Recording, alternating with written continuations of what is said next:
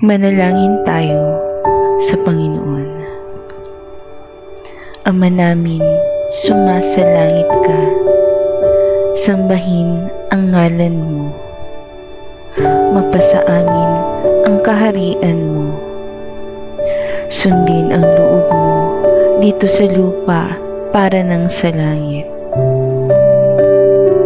Bigyan mo po kami ngayon ng aming kakanin sa araw-araw at patawarin mo kami sa aming mga sala